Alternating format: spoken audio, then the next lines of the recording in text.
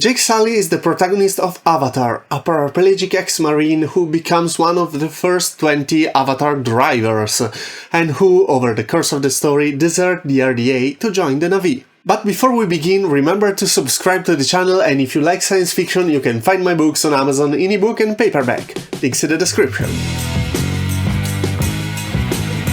Jake Sully is born and raised on Earth, together with his twin brother Tommy, with whom he shares a very close bond. The two, however, takes different paths. While Tommy cultivates a passion for science, Jake prefers to skip chemistry class to focus on decidedly more physical activities.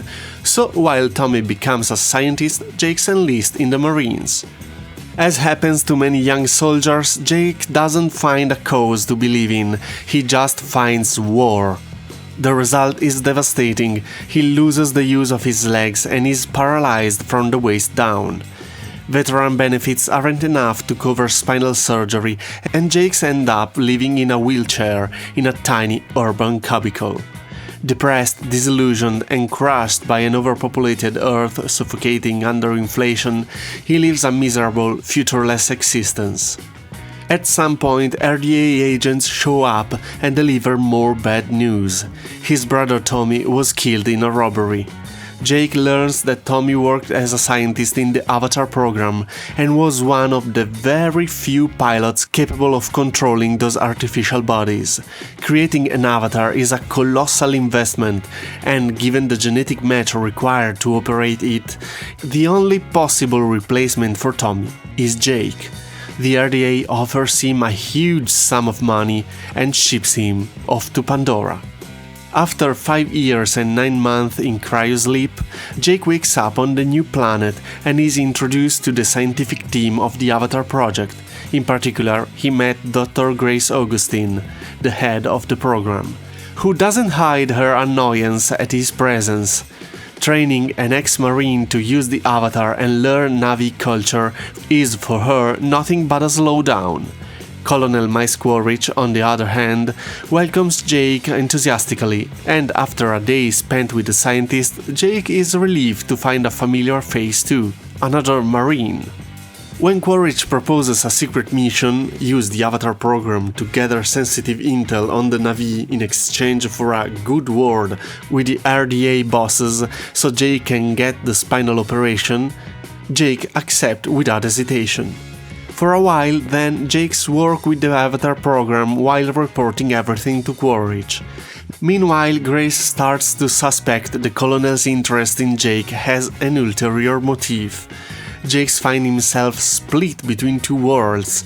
On one side, Quaritch, who represents what he knows, the Marines, his fellow soldiers, life before the accident. And on the other hand, the scientists, people often far away from the way he thinks, but driven by apparently nobler intentions.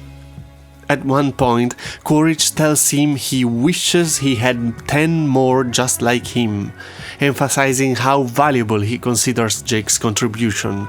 For Jake, that recognition is huge. Only another Marine can give him the validation he desperately craves. After the accident, Jake feels like an incomplete man, discharged and useless. Quaritch gives him back a dignity he thought he'd lost, reminding him he still has value. Meanwhile, Jake immerses himself more and more in life through his avatar, to the point of neglecting his real body. After all, that's a paralyzed, depressed, limited body. The avatar instead lets him run, jump, and even fly on the back of an Ikran. It's an escape from reality, but also the beginning of a genuine transformation. Jake makes contact with the Na'vi, understands their culture, joins their people, and falls in love with Neytiri. At that point, the way the RDA exploits Pandora starts to feel more and more unacceptable, and his position becomes untenable.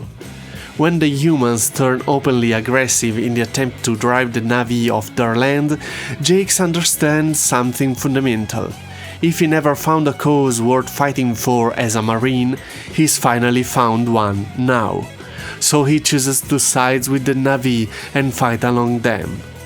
After the victory and the expulsion of the humans from Pandora, Jake takes the final step of his journey. He transfers his consciousness through the trio souls into his avatar's body. He dies as a man and is reborn as a Na'vi. Neytiri will say of Jake that he has a good heart and he knows little fear, a line that perfectly captures his essence. Jake enlists in the Marine to find a cause worth fighting for. He wants to put his abilities at the service of what he believes is right. Even after losing the use of his legs and being forced out, event that marked him deeply, he never truly stopped searching for meaning and direction. And it's exactly that moral tension that guides him on Pandora. When he realizes the RDA is willing to go further and further, blinded by greed and indifferent to the suffering and death it causes, Jake makes his choice.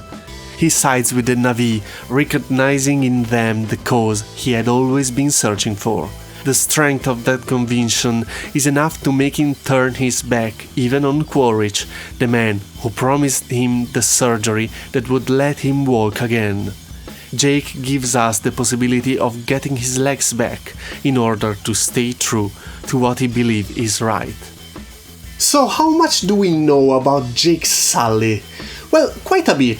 The film gives us meaningful glimpses of his childhood alongside his twin, his time in the Marines, the accident that made him paraplegic, and the life that leads after discharge. We see how he reacts to trauma and, above all, we clearly see the duality in his personality.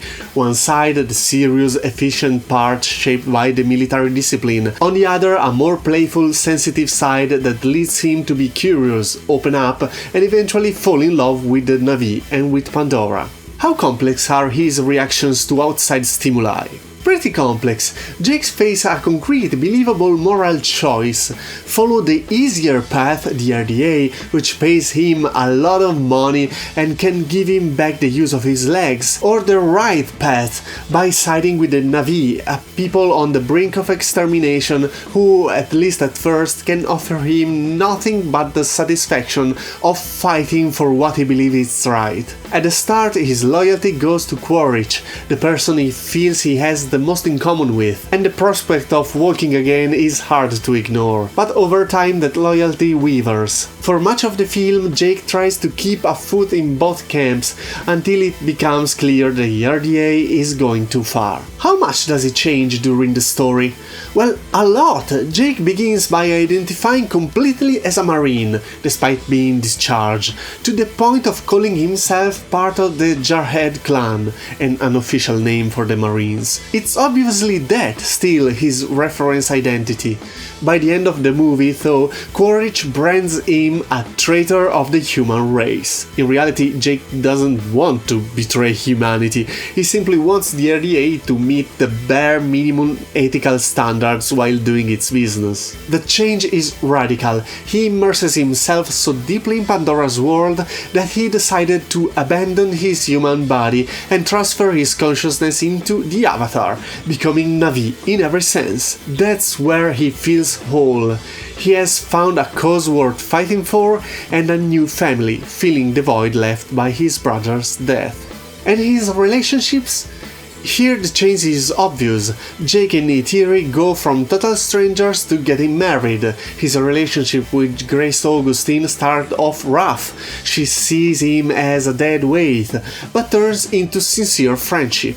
Other characters who initially despise him and later change their minds include Norm, jealous of how quickly Jake is accepted by the Omatikaya clan, and Tsutei, who was originally Neytiri's promised husband. As for Quaritch, their relationship began as an alliance, but is destined to become an open conflict. All of this fully earns Jake the label of a round and dynamic character.